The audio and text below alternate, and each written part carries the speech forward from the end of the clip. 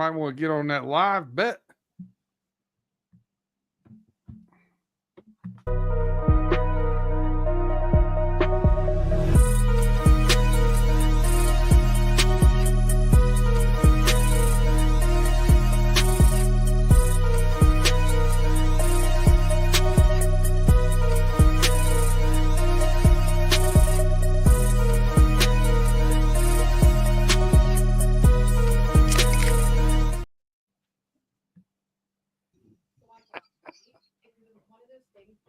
Pay gets the fine, dog. You're supposed to be in charge, and you get the fine.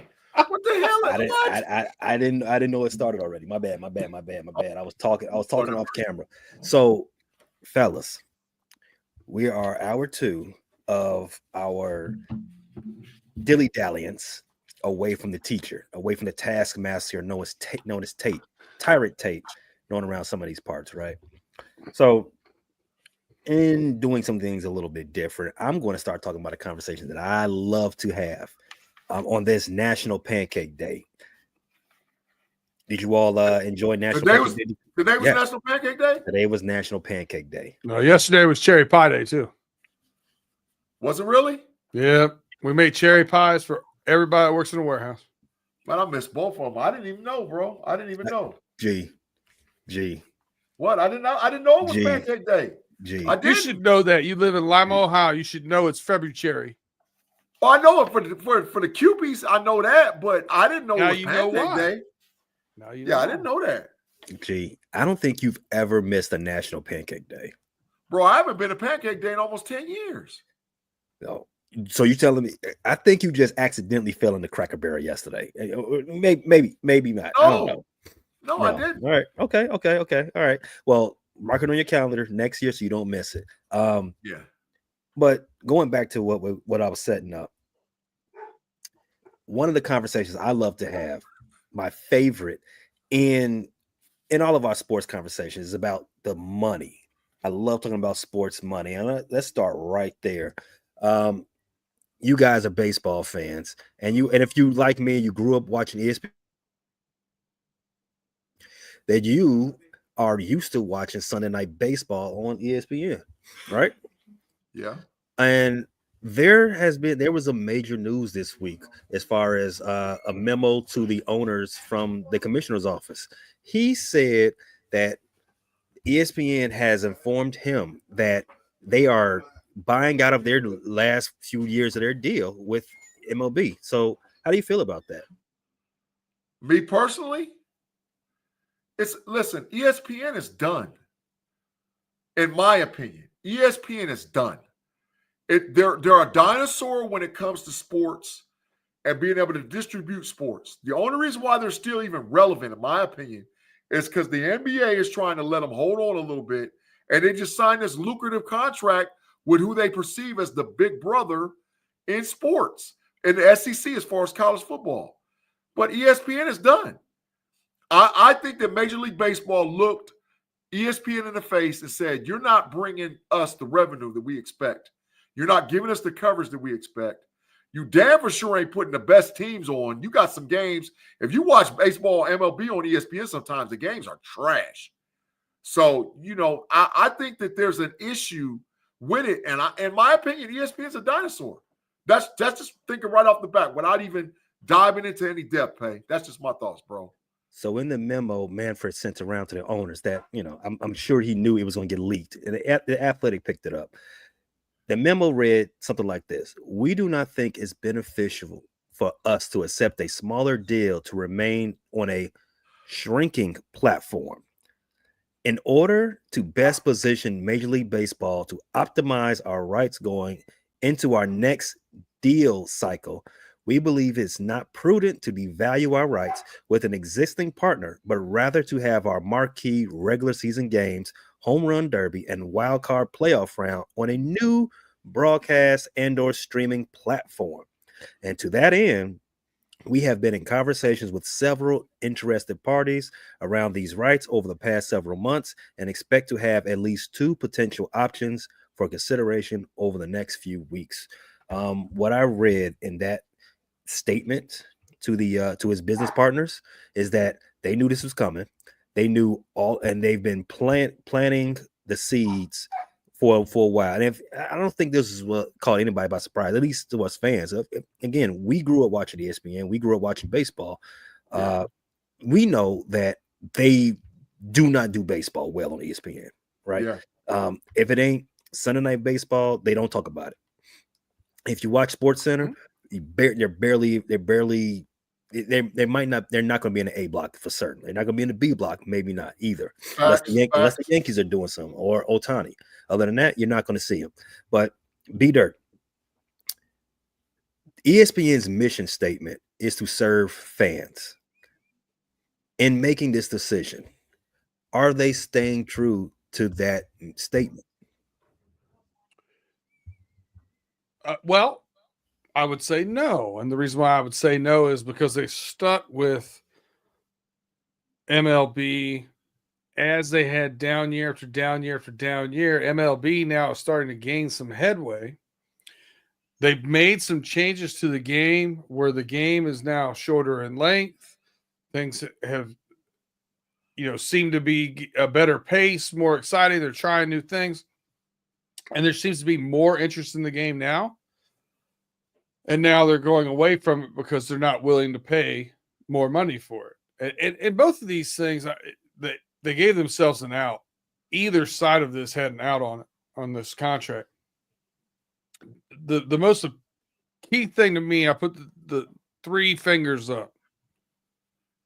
Or streaming services. Oh. Three most important words that you said there the whole time. Or streaming services. There's zero chance that Major League Baseball hasn't had these conversations already. It came down to brass tacks. How confident are you if you walk away from this deal and you don't negotiate with ESPN that you can make $550 million or more for the same rights? Oh. And they felt pretty confident about it and said, we're not going to negotiate. And that's where, to me, the part that I don't like, Jessica Mendoza, I think she's been great addition to the team on Sunday Night Baseball. But, Tim Kirkshin, Carl Ravitch, those guys, I grew up with those dudes. Buster Olney, whatever. Yeah. So those are like, where do those guys land and how does that work out? Because I want to be able to see them move pieces around. It doesn't have to be the same group all the time. I'm not one of those, get off my lawn kind of things.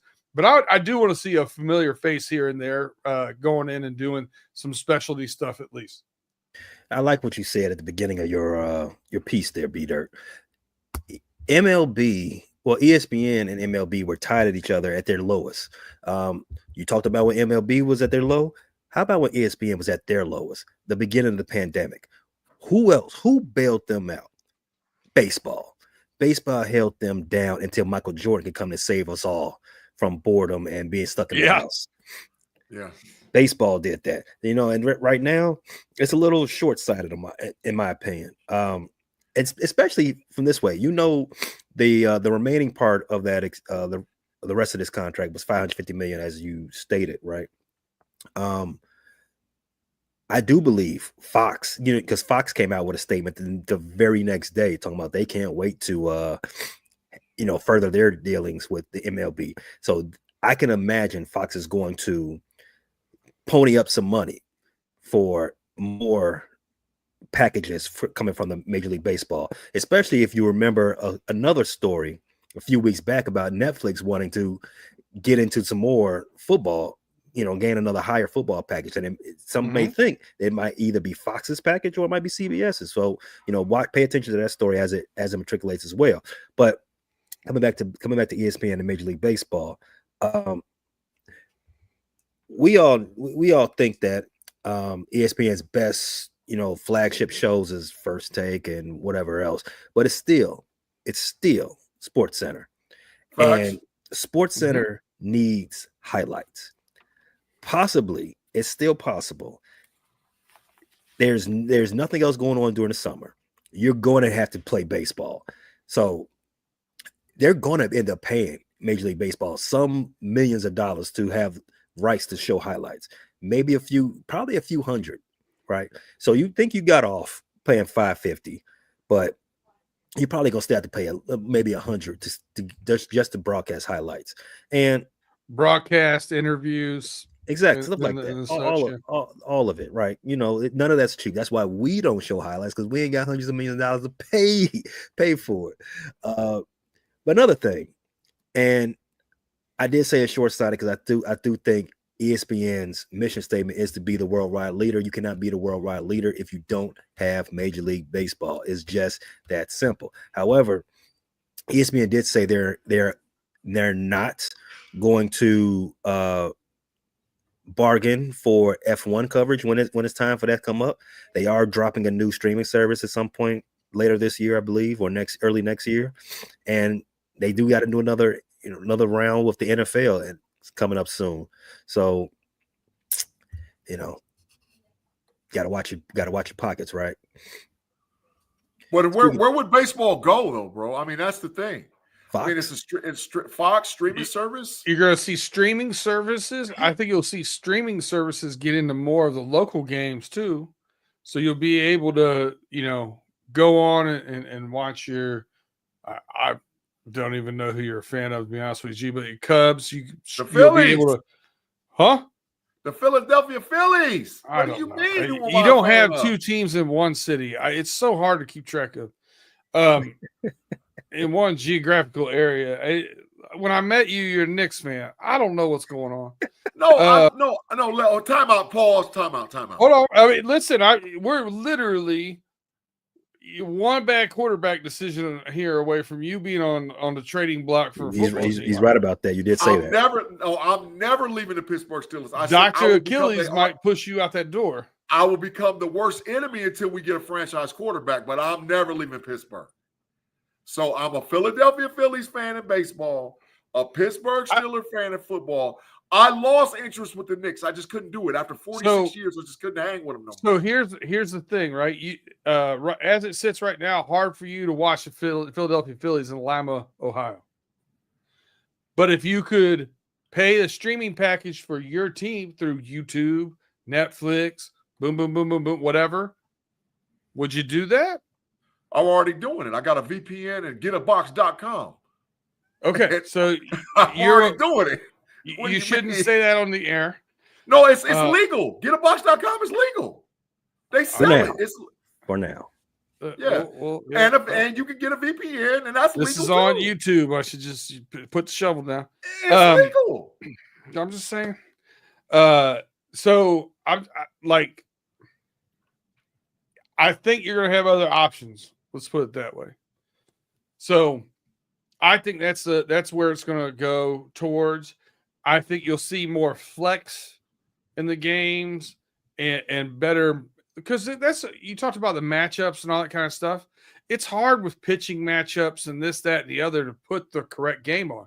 But if you have a Netflix or a YouTube or one of these streaming services that has most of the teams available in their streaming services, they can pick their best game and make it the Thursday night game of the week. Boop. So I think it's good for that reason. I think it's more flexible and more fluid than ESPN has only been doing it the way they've been doing it for the past 25 years. You did say streaming, right? So Major League Baseball does have one national, in quotation, streaming deal. That's with Apple TV. I think that's for 80 some odd million a year. I think they do a game of the week type of deal. The thing that separates Major League Baseball from the other big three leagues is that the league doesn't own all of the streaming rights for all of the teams, so they can't package it all up and then sell it for half a billion or even $1 billion, as what you've seen with the NBA and NFL have done, time and time again. So if they ever can get their Jerry Reinsdorfs and the rest of those old guys who want to consolidate power to themselves, they can ever get them to come to the table and come to a national agreement, a more of a socialist agreement. It's going to be like this for a while for Major League Baseball. And, that's kind of sucks. My favorite team is not in the city I live, but So I got to jump through hoops to watch, and listen to them on radio, because I like to listen to them radio more than watch. But it's not the best day in the world hearing that ESPN won't even be offering baseball come 2026. Yeah. Speaking of baseball, pitchers and catchers reported, right, G? Yeah. They've been playing preseason games. I don't watch the Phillies play, and we might be big trash this year. I don't know right now. Yeah, we might be big trash. I don't know yet. We might be big trash. I don't watch them play already. So your team is in the Grapefruit League, right? The Phillies. Yeah. Yours as well, B Dirt. Yes, sir. How's it going so far? Don't watch it. Don't care. I mean, you gotta pay attention to at least what's going on. So, who's gonna make the call up, stuff like that. All I know is my team hasn't been defeated yet in the Cactus League. That don't mean nothing. That don't mean stop that. You are correct. It does not mean a hill of beans, but the Sloan Cubs are a greatest team in the world. Man, the Phillies is playing trash right now. And that might be because we got injuries. We're resting some of our starters. But I don't know, man. I don't know. I don't know if our window has closed. I really don't know if our window. I think we had a nice little run over the last 3-4 years. I mean, we played in a couple World Series. We made it to the National League championship game. We've had Bryce Harper is our dude. He's still our dog. Colistinos. We got other dudes, man, but I just don't know. Our pitching has to improve for the Phillies to actually do something, to me. But because our division has come up, we got legitimate players like, and I want to give preference, and I got to say this about Tate Boy Fresh, man. De La Cruz is a dog, bro. De La Cruz might win the freaking MVP this year. He might. Oh, no, I'm telling you, he might win it, bro. I'm telling you, he might win it. He's a dog. He's a dog. MVP, yeah, it's a bit of a stretch. I'm telling you, Cincinnati got a nice squad, bro. No, they improved in the most important area. They have a better manager now. So I'm not poo-pooing on them, but they will still assume the position that they're usually in, which is watching my back. Oh, over the last 3 or 4 years, the Reds been in front of the Cubs in the final standings. Check that out again. Check it again. I'm about to fact check it. Fact check it. Did they finish in front of you last year? Fact check it. Listen, I think the Tigers did much better than I expected them to last year. Skubal is a beast. We got a couple more arms to go with them. We signed Gleyber Torres. I don't love it, but I like it. It's an upgrade.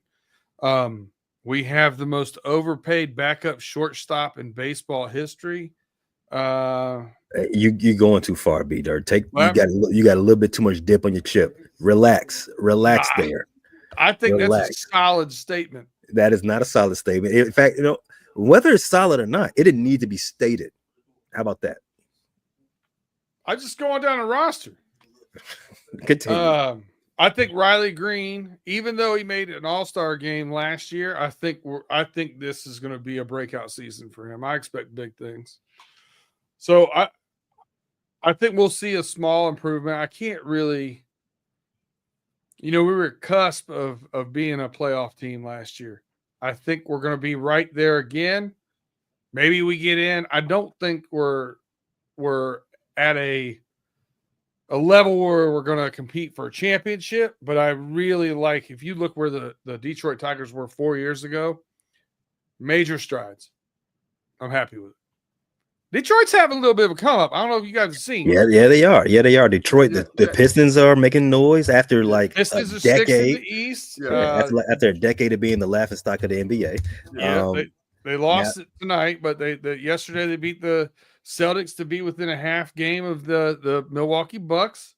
The Red Wings are fourth in the Atlantic Division, playing good hockey. I'm a little bit of a glow up there in Detroit. Yeah, so Pay, this is why I put the sign up, bro. I fact checked you. You're absolutely correct. The Reds has been big trash. since 2022. They garbage. So you They just done finished 4th or 5th. They done finished 4th or 5th in the division. 3, man, that's garbage. The only team that's worse than them is the Pirates. And the Pirates is huge trash. Oh, speaking of those Pirates. They finished 4th in a division when Tyrant Tate picked them to go to the World Series at the All-Star break. Listen, this is the sign. This is the sign for the Pirates. That's big trash. Let's go, man. I like that. That's the Pirates. I don't disagree. Big trash. Speaking of those Pirates, they did have the on the other side of the map of Ohtani, the most interesting player in all the majors last year, Mr. Paul Skeens. Let's do a little futures best right here. A little surprise pay dirt. Do we think he improves on his rookie season and makes it a legitimate Cy Young push? Yes, I think he does. But how much did the Pirates improve around him? That's the question. Not at all. See what I'm saying? So he can make the push, but you're putting everything off on one guy. He's a great pitcher. Don't get me wrong. I mean, this kid is a beast. But you got to, the guys are on pitch counts now. They can only do so much. They can only pitch so many innings. How many times you going to run him out there, bro? And then when you run him out there, do you have the bats to support him? Because this dude can lose a game 1-0, because he's out there handling his business. So that's because the Pirates organization, like I'm saying, they garbage. They try. And I know a lot of the Steelers done come over here and watch. Listen, the Pirates is horrible. They're horrible. They've been horrible for a long time. And they're huge. They're really the North's what do you want to call it? Farm system. The Marlins are the South's farm system, and the Pirates are the North's farm system. So it really comes down to like that. My boy Oscar Bo Smith chiming in. Ellie De La Cruz, for those that are uninitiated. Ellie ain't winning no MVP, and the Reds made moves, but they aren't ready to compete in the Central yet. That is big, hardcore, 100% solid gold facts. And listen, I ain't got a dog in the fight, but I bet you Tate Boy Fresh will bet some corner time off of that. I'm trying to bait him. I'm putting the carrot out there. Come get some. What you got, B? I want to go back to Paul Skeens. I just quick look at the stats here, right? Chris Sale wins the Cy Young last year in the National League. Facts. He started 29 games. He went 18-3 with a 2.38 ERA. Cool. Paul Skeens started 23 games, went 11-3 with a 1.96 ERA. Ooh. So it's not leaps and bounds improvement that he needs. You know what I mean? Does he need the team to win more games? If he pitches 6 more games, he's the way the ratio is looking now, he's going to win half of them. So he's going to win 3. Can you win a Cy Young with 14 wins? No, I don't think so. No, you need at least 4 more wins to win a Cy Young. So he needs a team to get him to 17, 18 plus wins to really have a serious conversation about it. I think the question mark is not on Paul Skeens. I think his talent and his pitching ability is there. If his health is there, I think it's up to his team if they can win enough of his games to get him over that hump. Facts. B-Dirt, you see John Jay talking crazy to you, dog. Yeah, so here's one of those things. He's been over there the entire past 2 shows. What I did, I gave shine to a troll, and he's really, reveling in it. Most of what he has said has been unintelligent and misspelled, so I just haven't really paid much attention. So the one thing I will say about this, and John Jay, I'll tell you this right now. The Steelers do have 6 rings. The Bengals don't have any. The Steelers have been one of the best ran sports franchises in the world, not just the country, historically. I'm not here analyzing history, though. That's a different show. We're talking about today. And I'm good.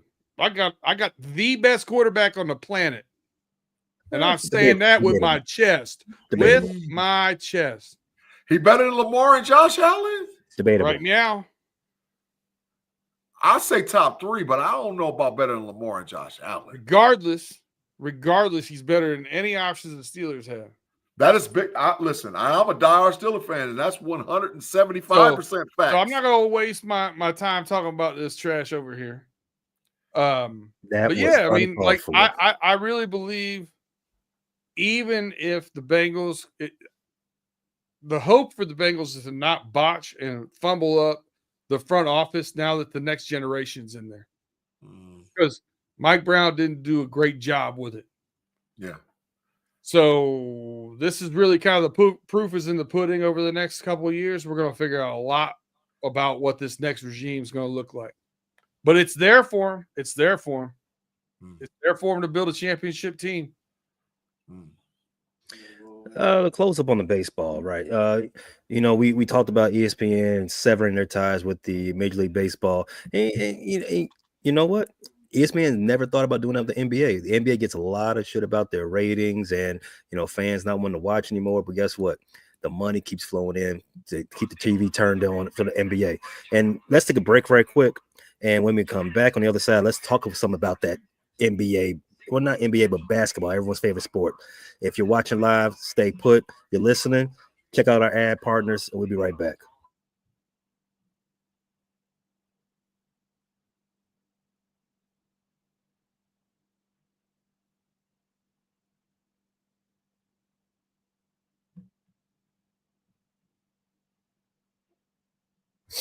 And guess what? We're back. So in the basketball world, there was some big news, and it came at a surprise, and it came around late in the day, and it was sort of, kind of like it didn't have the fanfare that you would expect for this type of news. One of the GOATs is leaving the game. Diana Taurasi announced her retirement from the game of basketball, and she has a resume that is bulletproof. I don't know I know a lot of people are new to women's basketball, but I'm gonna go ahead and read off her resume just for anybody that's unaware.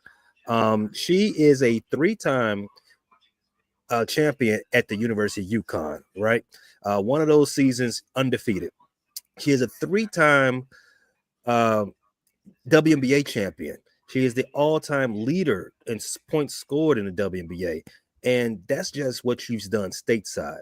She's also has an impeccable world resume. She's a 3-time FIBA World Cup gold medal. She has 6 Olympic gold medals. She has 13 total gold medals. She's a 4-time USA Basketball Female Athlete of the Year, and her career record with USA Basketball is 170 wins and 11 losses. Fellas, have you ever heard a resume, genderless, that's better than that? Not in professional men's basketball, not in professional men's football, not nowhere on the planet. She's goat cheese. Listen to what she was doing, bruh. She's the best WNBA player, and it ain't even close. In my opinion, it ain't even freaking close, dog. And they done had dogs in the WNBA. It's not close, man. She's a dog. You agree with that, B-Dirt? I mean, goat or no? So the pioneering days, I have a hard time. Let's just keep it the WNBA era, because I know, just like you said, if you go back to the pioneering days, I say yes. It gets convoluted. I say yes, and there's more than one reason. The stats and all those things are great. But she just had that moxie and never took a back seat and stuff. I like her killer instinct. It's kind of like people like Kobe because the Mamba mentality. She had a little bit of that kind of style and attitude towards her, and I liked it a lot. Yeah, to me, she's the GOAT in WNBA. And ain't nobody close. I like to try to, when I have these conversations, and regardless, you just drew that up right now. You're pretty quick, G. The dog, she's a dog. When I had these conversations, regardless of sports, I try to always keep it in one driving lane: resume based, right? Because if you allow yourself to get into the talent discussion, then you got to start having different conversations about eras and all this other stuff, yada yada yada. I just say resume. Who's got the best resume? Because that takes you away from the eras. Because you have to dominate your era to be in a GOAT conversation, right? Facts. So if your resume stands up, that takes care. That answers everything. And her resume is bulletproof. Now, me as a long time WNBA fan, I would say there was probably better players, 94 feet wise, but she's unquestionably the best scorer the WNBA has ever seen. Unquestionably. I mean, the numbers speak for themselves. But I think if you want to have that GOAT conversation, if you want to have a talent conversation, I would like to have some other players brought into the conversation as well. I mean, who? I mean, for one, again, this is a complete player. Tamika Catchings was She ain't better than her. No. Let me finish. Tamika Catchings, her amateur career is on par, is right there with her, Diana Taurasi. She's a 5-time defensive player of the year in the WNBA. She's an MVP, and the only thing that you take her out of the conversation maybe is that she only won 1 title, right? So I mean, she gets lost in the sauce a little bit there. There's Maya Moore, who one of my favorite players of all time. There's Candace Parker. Neither one of them. I mean, but these players had effects on both sides of the floor. Diana Taurasi can leave a little desired on the defensive end. Again, I think this is a resume discussion, and her resume is unquestionable. So I will put her at number 1. But now we got to have a conversation. If she's the golden WNBA, does that mean she's on the Mount Rushmore of women's basketball? There ain't no question. She's the head dog on the Mount Rushmore. Ooh. And she's numero uno. Ooh, I don't know about that. Over Cheryl Swoops. I'm telling you, put her up there. She's numero uno. Over Cheryl Swoops, over Tamika Catchings, over Maya Moore, whoever else you want to throw up there, she's numero uno. First lady up on the board. I think you have to have a spot for your GOAT in the Mount Rushmore, but I think it's a conversation. You can have other players there, right? But listen, it's her. I mean, like I said, if I had to go, I would go her, Cheryl Swoops, Cheryl Miller, and probably Candace Parker. That's my 4. Candace Parker, Cheryl Swoops, Diana Taurasi, and Cheryl Miller. There's my 4. All time. I like that 4.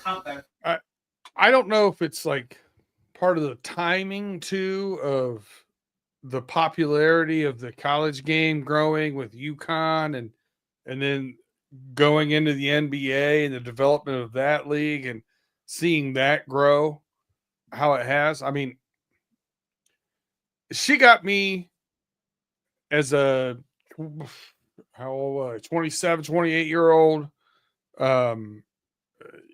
restaurant manager to take the girl I was dating at the time in 2003 to the University of Dayton. Was it the Field House down there or something? Yeah. And watch them play Boston College. We went down and I sat there and watched them beat.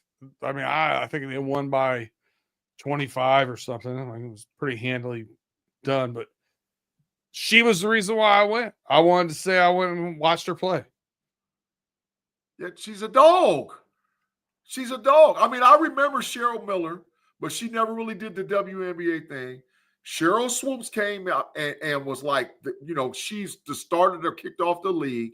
Candace Parker is basically Kobe Bryant. But Taurasi, man, that's the one, bro. That's the one. She's like Neo, dog. She's the one. She's the one.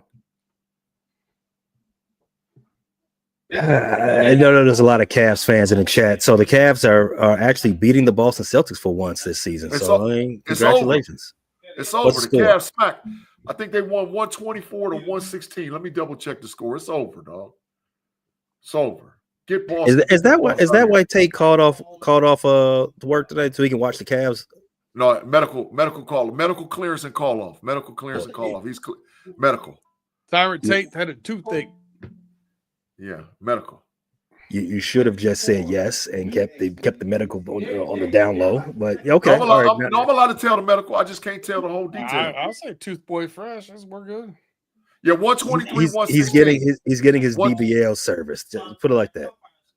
No, stop. See, no, Diddy. That's it. You got to go, man. You got to go, bro. You got to go. Why? You didn't even have to go there. No, Diddy. You got to chill. Go ahead, man. Fine. And speaking of fines, I've been watching all our old episodes. I'm getting the fines put together. I will have official tally in the coming weeks. Uh-huh. Hey, Jaime Carlos talking about, G, did you dye your beard? Hell yeah, I did, Jaime. I ain't got no shame in my game, dog. Me and Just for Man is listen. Just for Man, I need a sponsorship. I need a sponsorship for Just for Man and beard, getting beards right and getting beard together because it look good, don't it? It look good, you know. So I don't get down with the frosty. I go about 2 weeks and get it together and get it put together, and then I go on back in there and have to get it tightened back up again. So hell yeah, I do, and I'm proud of it. I'm proud that it look good. You and Ryan Day, shoe polished chins. Hey, that's my coach. That's my coach, and that's my squad. So yeah, it ain't shoe polish, just dye. Just for Man. Check it out. It's on the shelves at a retail store near you. I need a sponsorship. Just for Man. I need a sponsorship. So on another different level of basketball, college, right? They've been having conversations as well as the ever, money hungry college football side of things. Both of them are having conversations of expanding their postseason tournaments again. Gee, what are you hearing about this? Well, I can tell you detail of both, right? But I want to start with the college football aspect of it. Okay. The Big Ten and the SEC has had meetings over the last several weeks, apart from the rest of the NCAA conferences. Okay.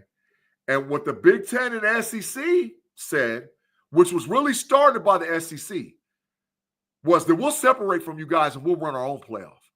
We don't need the Pac-12. We don't need the Big 12. We don't need the ACC. We don't need no independent Notre Dame. We can run a playoff with the Big Ten and the SEC and crown a true champion, right? So they went in the room, and that was their negotiating ploy. They told them, you don't have no power. The power is the SEC and the Big Ten. So now they're saying we want to guarantee 4 teams from each conference into the playoff. So the playoff people's like, oh, I don't know. And they said, well, if not, we're going to do our own. So now how they were going to delay and go from 12 and maybe go later to 16, it could be on the table as of early as next year. And they're going to guarantee that the Big Ten and the SEC gets 4 teams in regardless of the records. The top 4 teams in the Big Ten and SEC will be in the playoffs and they'll move to 16. They're sort of doing the same muscle over there with the NCAA men's tournament. Look at the rankings with the NCAA as far as college basketball this year. The whole SEC is in the top 25. That's what it seems like. Like there's 12 of them, and probably 13 or 14 of them going to make the tournament. So the muscle is in the bread, and people want to see a true champion, regardless of whatever and all whatever else. Now, do I think that the Big Ten was at the table with a couple of years ago for college football? No, but they're absolutely at the table now. With Michigan and Ohio State winning back-to-back college national championships, it's a wrap. Now with the SEC, who looks like they can't dominate in football anymore, they done flushed all their money over to NIL and basketball. So they're going to guarantee that they get a champion of 1 or 2 years in a row in the tournament for basketball. So I'm with it. I'm with expansion if you do it right, because now you become the number 2 and number 3 sports in our national media, because people want to watch the college football playoff and people want to watch the NCAA men's basketball tournament, bro. One of the better movies from the 80s was this little known movie called Wall Street. I don't know if you ever heard of it. Yep. It starred a not famous actor. I think his name is Martin Sheen and Charlie Sheen as well. Father son combo. The best line from that movie is "Greed is good," and so I want to know at what point, B Dirt, is enough with this expansion? Well, when when they said 8 teams, I thought it was a dumb number. I think the number's 16. Oh, Number 16. Play it for the college football playoff. Yep. No. And no one gets a bye. Go play. Yeah. But that's me. But that's where I felt. I mean, you could say greed, but they were doing it in lower divisions of football already. Just the highest division of NCAA football wasn't doing it. Was the only one not doing it. So it is. I mean, fine. It's greedy. Whatever. They're all getting paid. They're all making a lot of money on it.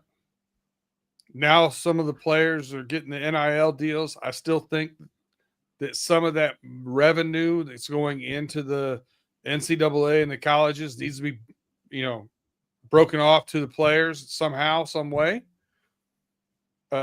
I know how much it costs for tickets. I'm cool with paying an extra $15 a ticket and letting that money going into the players' kitty, $25 ticket, whatever it might be. It's not overly absorbent to get season tickets in college football. I don't know, man. It's not, to me, it's not too greedy to me to have 16-team playoff. I think I like it. I think it's weird to force your way to we're going to have 4 and 4 in.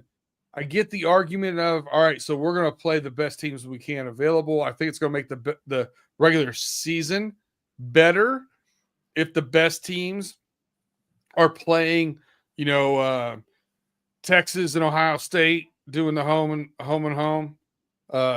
Michigan going to Oklahoma next year. Like things like that. I think that opens up to more of those kind of games.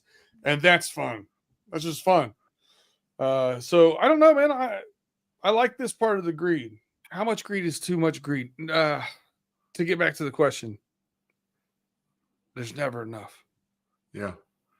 Pay, I got to say this too, and a lot of folks don't know this.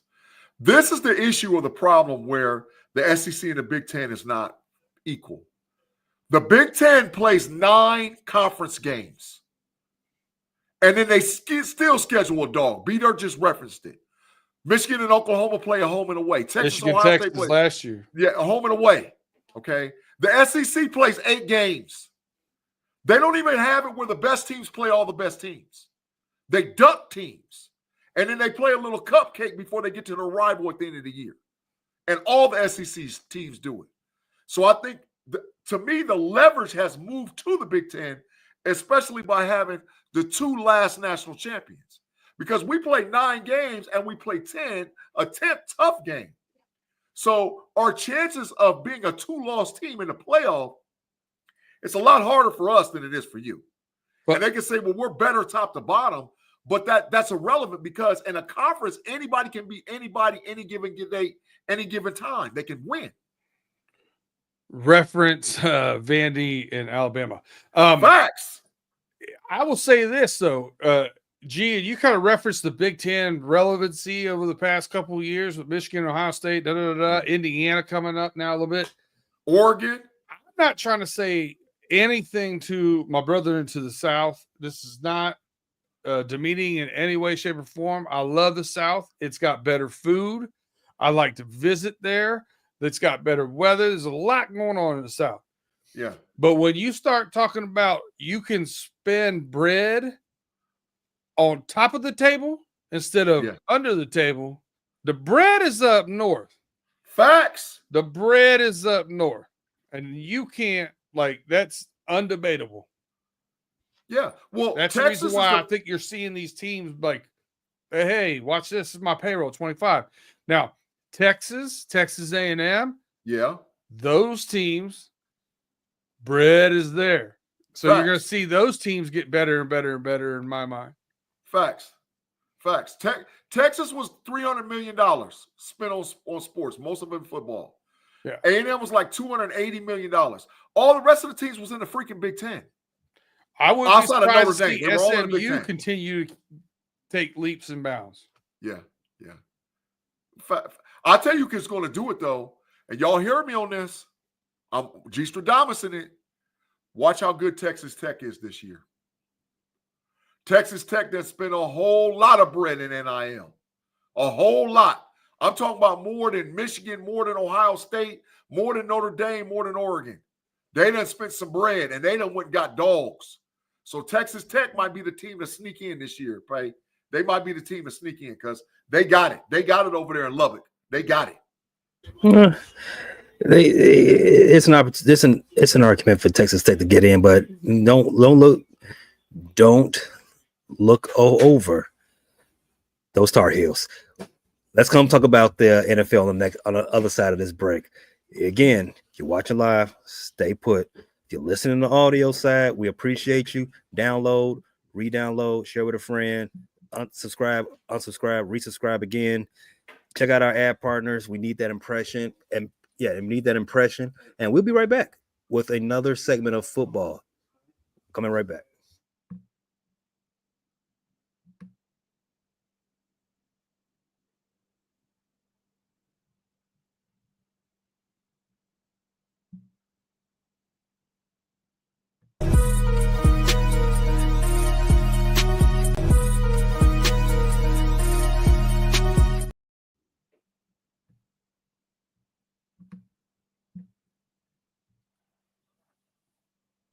We all know at this point who's a free agent, who's a free agent in the NFL, restricted or unrestricted, right? But the best part of the offseason is the surprise cap casualties. Guys, let's have a little fun. Who do you think will be a surprise cap casualty? What are you hearing? And who do you hope will be available coming in the next 4 weeks? I got a player right off the bat. Deebo Samuel. You think he's going to get waived instead of traded? I think they're going to cut him. I think Deebo Samuel is going to be a cap casualty, and I think he's going to be out there on the streets. I just don't see them doing it. They've been trying to trade him, and San Francisco sort of boxed in. You know, unlike other people, I believe that the 49ers are in the Sam Darnold sweepstakes. And they already pay a lot of money for Chris McCaffrey, a lot of money for George Kittle, a lot of money to Brandon Ayuk, a lot of money to to Nicky Bosa. They're letting Greenlaw go already, I was like, are you crazy? They're letting Jadarius Ward go. And I was like, 49ers, what are you doing?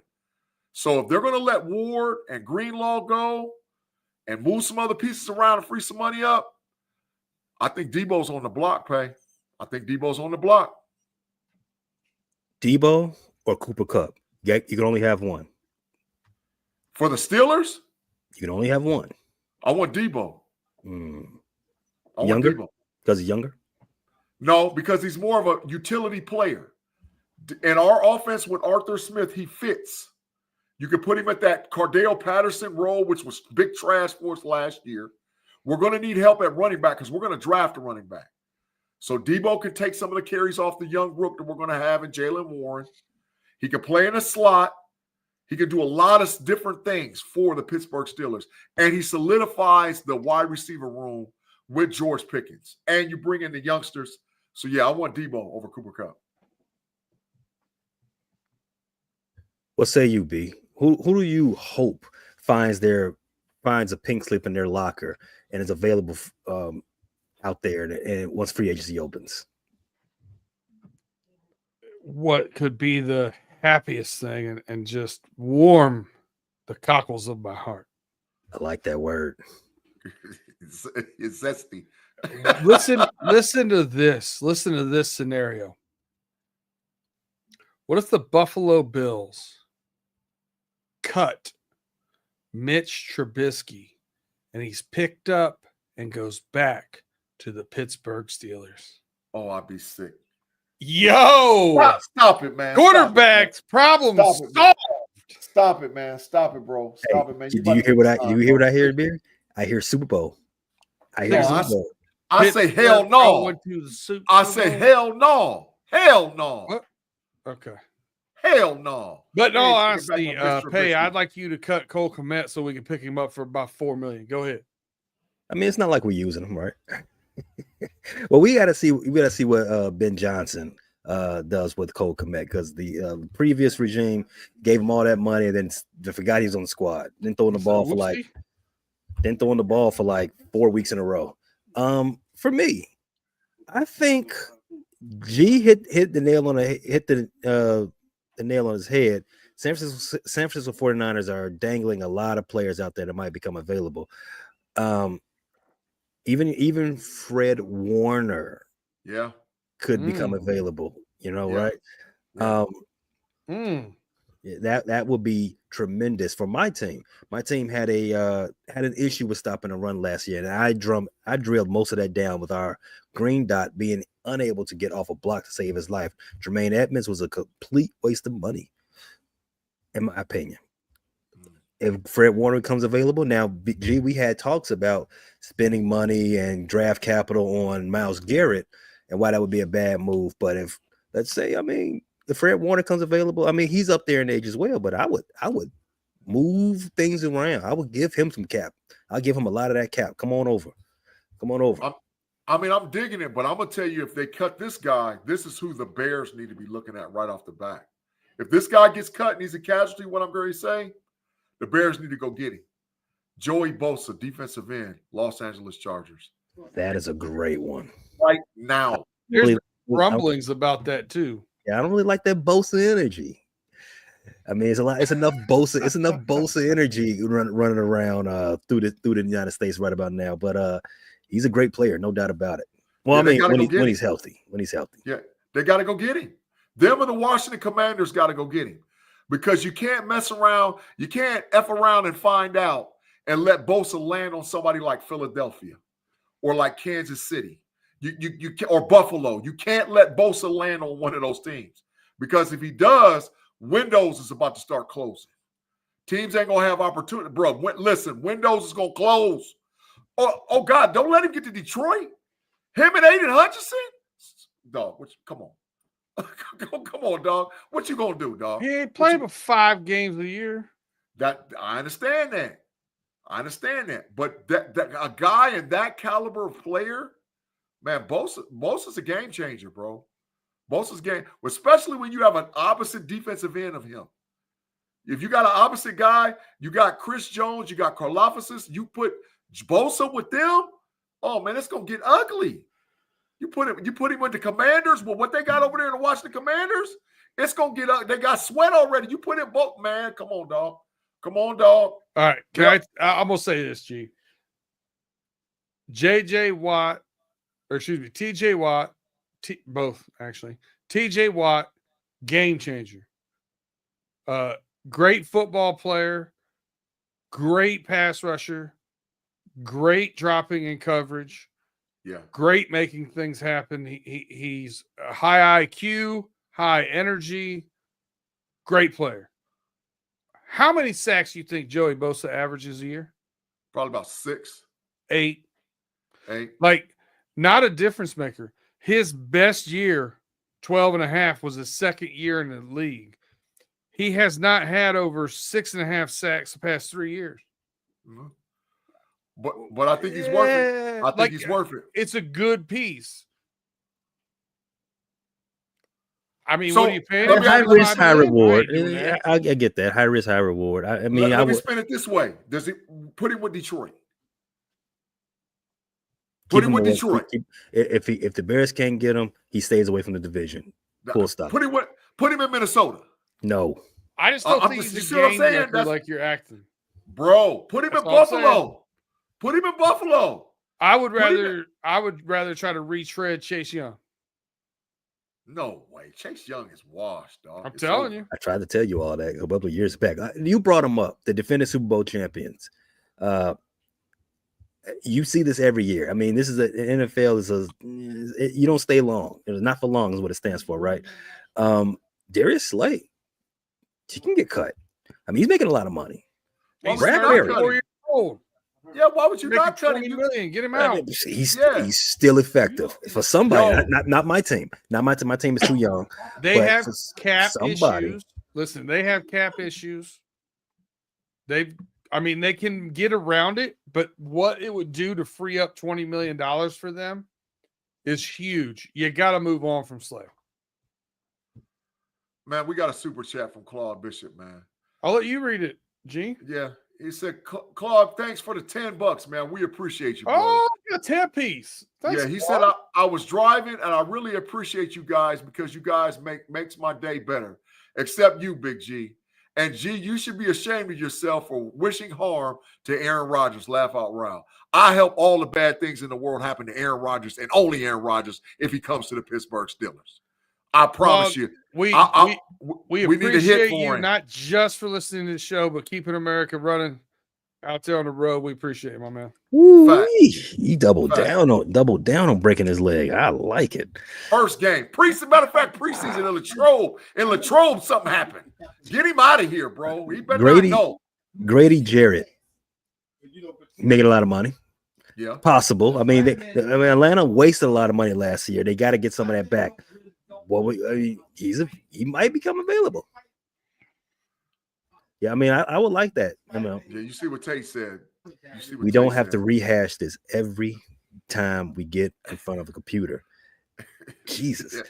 Yeah. All right. Hey, man, it's your show. Hey, I got one more dude. Who else I got one more dude. Christian Kirk. I think they're gonna slice him. Really? Yeah. I tell you what, he would be a great fit for the Steelers. No BS. Yeah, I think they're gonna slice him. Wide receiver 1? 1A. But see, I'm the believer that they got to trade Pickens. I'm the believer that you can't bring another alpha in there, and or a young talent that can become your alpha and leave that cancer in the locker room. You want a hot take name? Yeah, come on, man. I was finna say it. You only got $13 million over in Buffalo.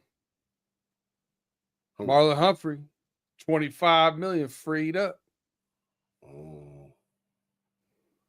We've been dancing around this name for long enough.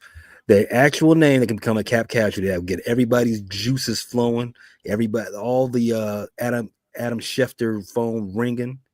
Devontae Adams. Oh, he's gone. I mean, it's already over. Devontae Adams is gone, dog. There's no way in hell the Jets is re-signing him. Yeah, didn't he say he was going to go wherever his beloved quarterback went? At this point, they are the worst work couple in America. Yeah, I don't know which one is the work husband or the work wife. It's none of my business. You know, it's 2025. Do what you do. Love is love. But I'm about sick of them.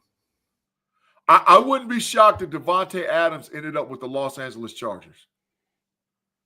I wouldn't be shocked. I think they need a legit number one out there. I think he's still got some stuff left in the tank.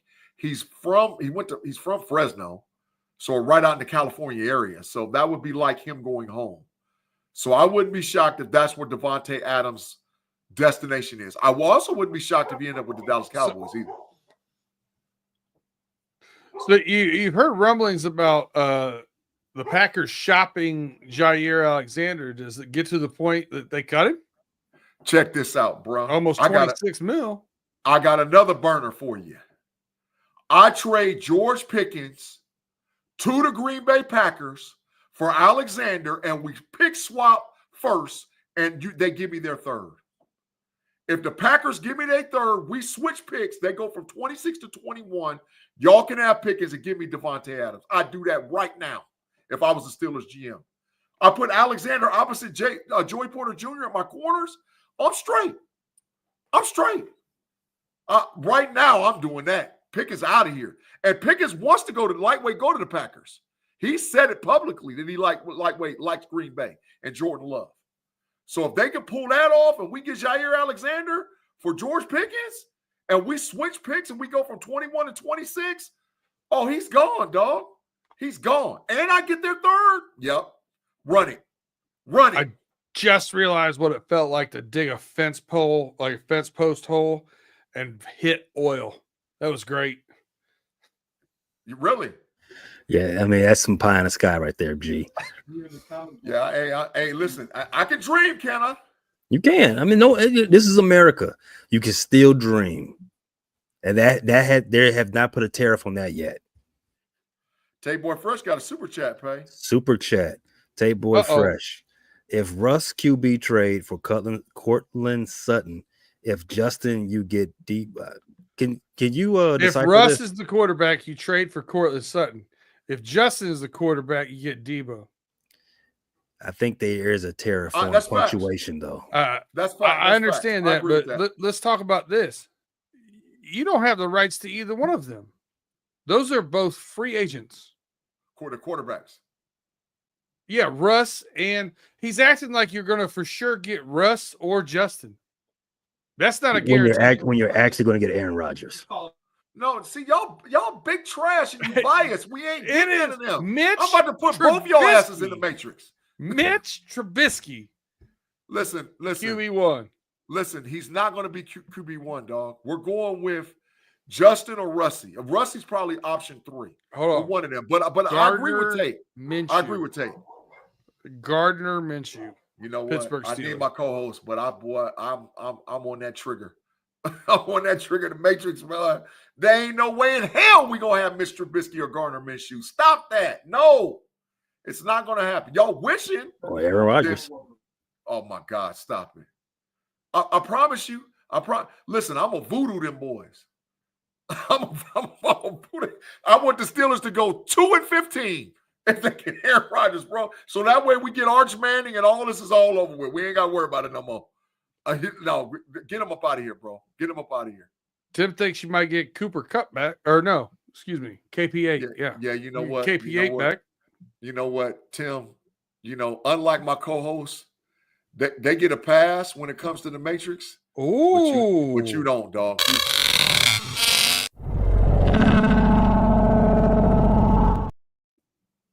When did when did he become lieutenant governor over there? I mean, where was that election? Claude voted him in. Claude appointed him. Claude appointed him.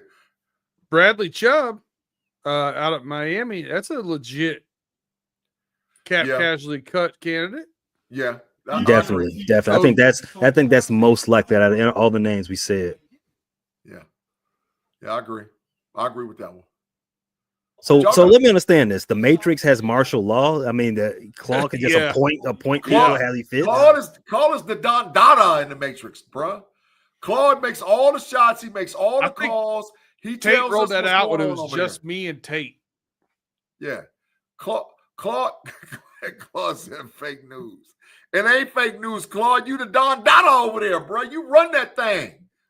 You the guy over there, bro. I'll tell you another one that's listed here. I'm looking through some names. Foster Moreau, tight end in New Orleans.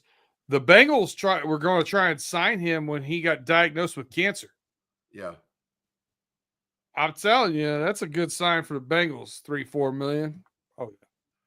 Take him. Tim, you've already been placed over in the Matrix. I think you have your home location and you know where you're supposed to be.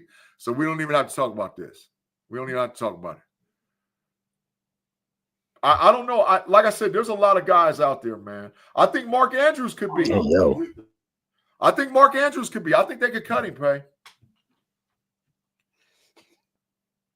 Yeah, Mark Andrews. I don't know if they cut him outright, but I don't foresee him being with Baltimore next season. Yeah, I think they cut him outright. I think 17 mil. Yeah, saves bread, bro. 16.9, yeah. Saves bread. Yeah, but he dead cap, I think he still hits 5 and change or something like that. So it gets about 12 off the books, I think. Yeah, about 12 off the books. Yeah.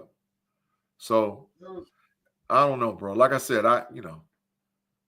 but Tim Lyons, I'm not putting you back to the Matrix, dog. You're already at your home location.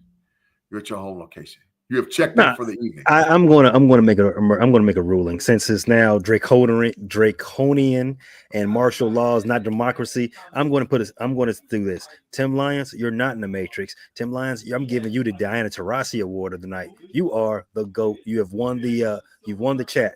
You've won the chat room for the night. Congratulations. B.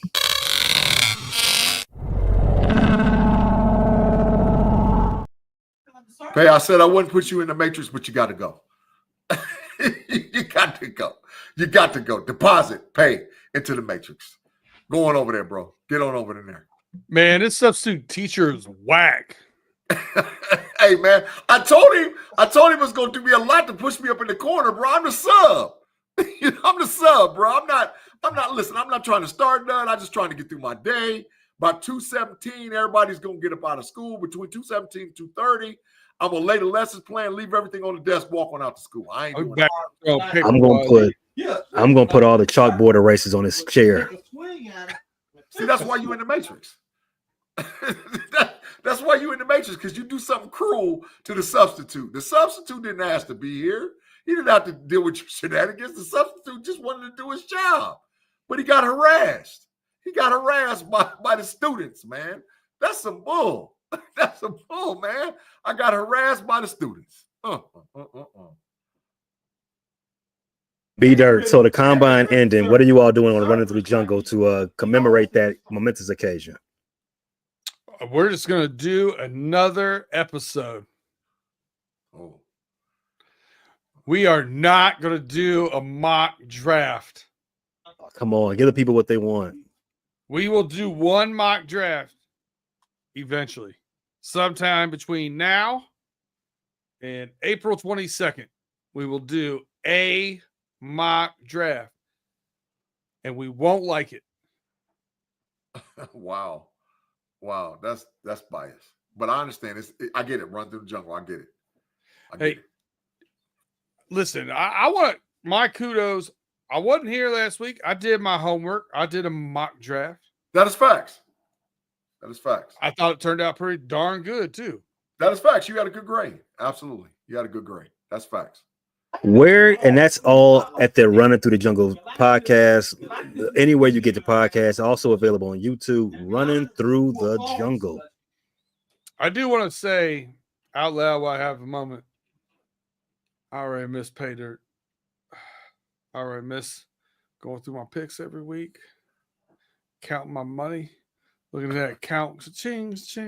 Get that bread going. It's like a second income this year, man. Oh, yeah. I do miss gambling on football. B-Dirt, I mean not B, but G. When's your next mock draft? It won't be until Sunday after the free agent period. Once the free agent period kicks off on March the 10th. But what I have done over on a Steelers Almighty, I have a big board. I've set 5 deep at every position. You can go back and check the big board show over on Steelers Almighty. It's there. So it broke down evaluations prior to the combine. That will change based on what happened in the combine. But I'm gonna keep reevaluating my board. But my next mock draft is after the free agency period kicks off. I'm gonna put this out here right now in the universe.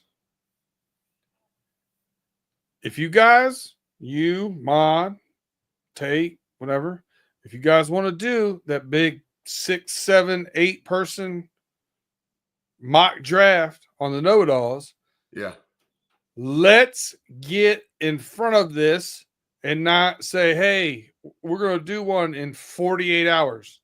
Yeah. Like it doesn't work for anybody. Like let's plan one, let the people know, and have a good time doing it. Yeah, I'll put it in the atmosphere. I'll leave it in the chat tonight and see what they thinking. And maybe next Sunday might be the where we go, we pay, B-Dirt, we do our thing.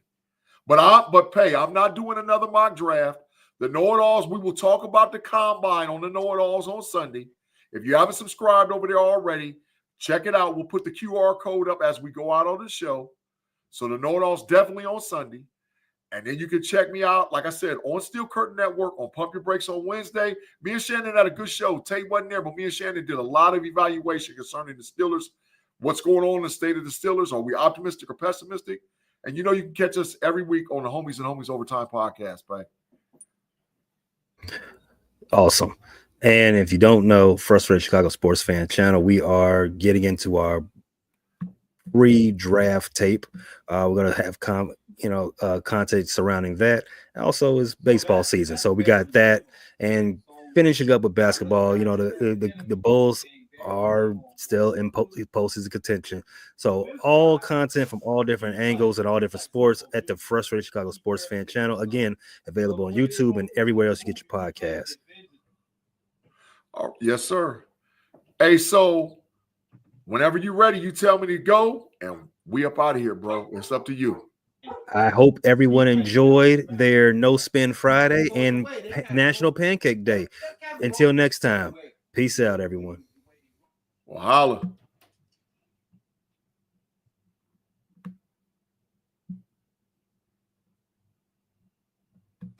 Mamba out.